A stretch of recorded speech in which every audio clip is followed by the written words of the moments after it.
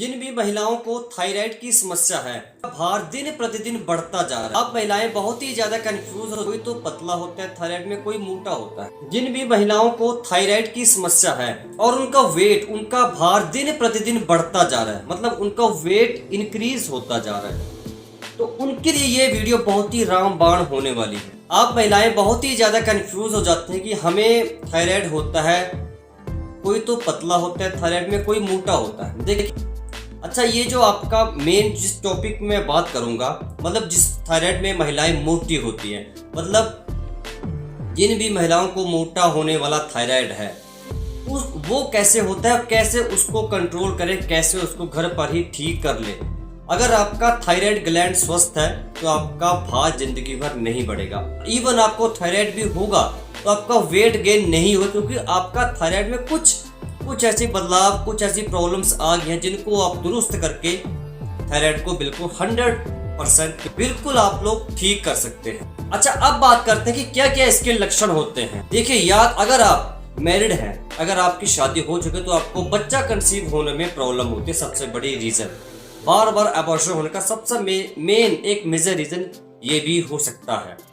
अगर आप अनमैरिड है, आपकी शादी नहीं हुई है और आपको पीरियड्स समय से नहीं आते हैं, समझ गए, पीरियड्स समय से नहीं आते हैं, आपको गोली लेना पड़ती है, टैबलेट लेनी पड़ती है, तब आप लोगों को पीरियड्स आते हैं, तो आप लोग समझ लीजिए आप थायराइडिज्म की डिजीज बीमारी हो चुकी है।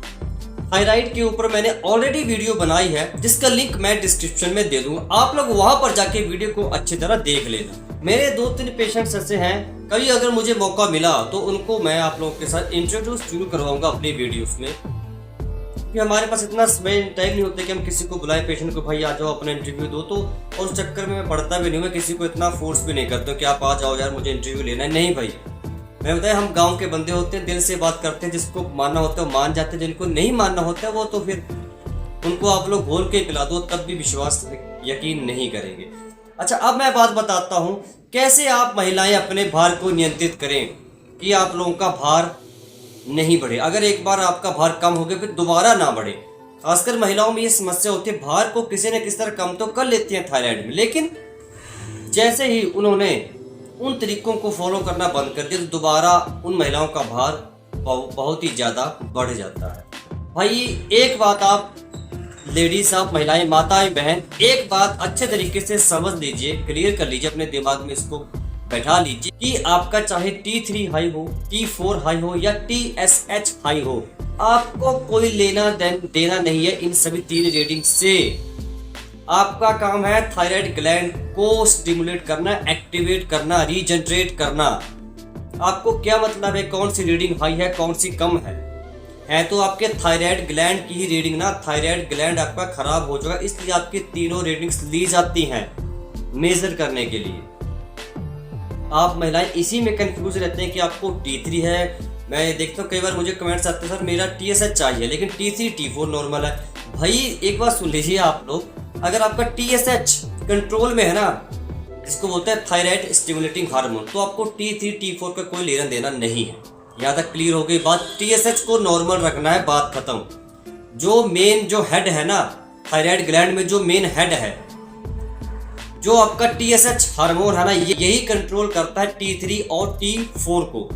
अगर T3 T4 कोई गड़बड़ी करते हो, TSH हार्मोन फिर उनका खबर लेता है अच्छे से। भाई तो एक बात है, फिर समझ जाओ, नहीं तो फिर आपको पता है, फिर मैं ही मेन हेड हूँ यहाँ का थायराइड ग्लैंड में, TSH मैं ही मेन हेड हूँ, T3 T4 की फिर खबर लूंगा मैं अच्छे से। तो दोनों चुपचाप एक कोने में जाके ऐसे बैठ जाते हैं कि भाई हाँ, अब प्रिंसिपल नहीं ऐसा बोल दिया, हेडमास्टर जो हमारे TSH तो हमारे प्रिंसिपल हैं थायराइड ग्लैंड के स्कूल के, तो उन्होंने ऐसा बोल दिया तो भाई T3 T4 बिल्कुल नॉर्मल हो जाएंगे ऐसे। ठीक है सर, कोई बात नहीं, आपने जैसा बोला हम वैसे ही करेंगे। फिर वो अच्छे तरीके से वर्क करना चालू कर देते, क्योंकि ऑर्डर आ गया ऊपर से, TSH से, थायराइड ग्लैंड से, प्रिंसिपल से, जो थायराइड ग्लैंड का प्रिंसिपल है उसने ऑर्डर दे दिया, फिर T3 और T4 नॉर्मल काम करना, फंक्शन करना स्टार्ट कर देते हैं।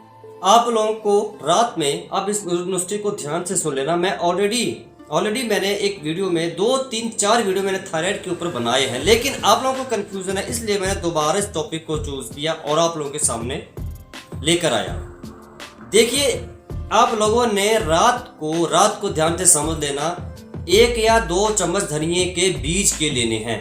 धनिए के बीज के आप लोगों ने 1 या 2 चम्मच ले लिए, लेकिन फ्रेश हो, हरे। रात को पानी में भिगो के रख दिए 1 गिलास में, और सुबह उठकर आप लेडीज ने, आप महिलाओं ने उस खाली पेट उस पानी के गिलास को पी जाना है। जो धनिए के बीज बचे उनको आप फेंक दीजिए, क्योंकि उन धनिए के बीज में कुछ न्यूट्रिशन रहा ही नहीं। जो भी धनिए के बीज के अंदर प्रॉपर्टीज थी ऐसी जो आपके थायराइड को कंट्रोल करेंगी, वो पानी के अंदर आ गई। तो आपने सिर्फ पानी ही खाली पेट पीना है। दूसरा मेथड, आप महिलाओं ने दिन में 2 टाइम सिर्फ अदरक और दालचीनी की आप लोगों ने चाय पीनी है। अच्छा, अदरक पता क्या काम करता है? अदरक को आप लोग बहुत ही हल्के में लेते हैं, अदरक और दालचीनी को। दालचीनी के बारे में तो आप महिलाओं को पता होगा। अदरक के बारे में थोड़ा सा बता दूं। अदरक में एंटी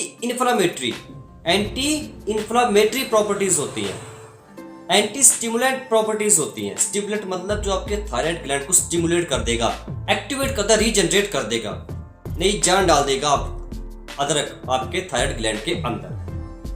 एंटी इन्फ्लामेटरी मतलब जो सूजन को कम करे। अदरक आपके थायराइड ग्लैंड में जो सूजन होते, स्वेलिंग होते, उसको कम करने का काम करता है। आपके थायराइड ग्लैंड की सूजन को ही तो कम करना है, और साथ में आप लोगों ने मिला लिया दालचीनी आपके भार को कम करेगी। बस हो गया आपका काम। लेकिन एक बात खास ख्याल रखना, बनाना कैसे वो बता दूं। आप लोगों ने 1 चम्मच लेना है दालचीनी का पाउडर का, और 1 टुकड़ा लेना है आप लोग अदरक का। अदरक के टुकड़े को आप लोग बारीक काट करके ना आप लोगों ने कद्दूकस कर लेना है। फिर दोनों को आप लोगों ने पानी में उबालना, बस अच्छे तरीके से 5-10 मिनट के लिए उबाला। जब आधा गिलास बच गया 1 गिलास से, तो छन्नी से छान लिया, 1 गिलास में आप लोगों को उसको डाल लिया, बस गरम। लेकिन एक बात का खास ख्याल रहे, ना ही ठंडा पीना है ना ही गुनगुना, गरम। जैसे चाय आप लोग सर्दियों में पीते हैं, वैसे आप लोगों ने इस काढ़े को प्रयोग करना है सुबह और रात खाना खाने के बाद। तो कोई इशू नहीं है, कोई घबराने की जरूरत नहीं है। आप मेरे पास आ चुके हैं, आप लोगों ने मेरी वीडियो देख ली, अब आप लोग निश्चिंत हो जाइए। अच्छा, अगर आप लोग चाहते हैं पर्सनल बात करना कि हाँ पर्सनली हम पूछना चाहते हैं कि सर हमें कन्फ्यूजन है, आप हमें बताइए कि कैसे हम इसको प्रयोग करें, कितनी क्वांटिटी में जिंजर को लें, दालचीनी को कितने अमाउंट में लें, कैसे फिर हम धनिए के बीज का प्रयोग करें, तो आप लोग मुझे व्हाट्सएप नंबर पे व्हाट्सएप कर सकते हैं, जो डिस्क्रिप्शन बॉक्स में मैंने ऑलरेडी डाल दिया है। अब मैसेज तो आप लोगों को करना पड़ेगा, तभी मैं कमेंट करूंगा, अदरवाइज मुझे कोई ऐसी सूचना नहीं आ जाएगी, कोई ऐसी कि मैं खुद ही आप लोगों को बता दूं कि हाँ भाई आपको ये दिक्कत है। तो अगर आप लोग बीमार हैं, अगर आपको थायराइड से रिलेटेड इश्यू, तो आप लोगों को ही कांटेक्ट करना पड़ेगा, व्हाट्सएप नंबर पे आप लोगों को मैसेज करना पड़ेगा। तो आज की वीडियो अगर आपको इन्फॉर्मेटिव लगी हो, लाइक करना आप लोग भूल जाते हैं, वीडियो को लाइक कर देना, शेयर कर देना, चैनल को आप लोग सब्सक्राइब जरूर कर देना।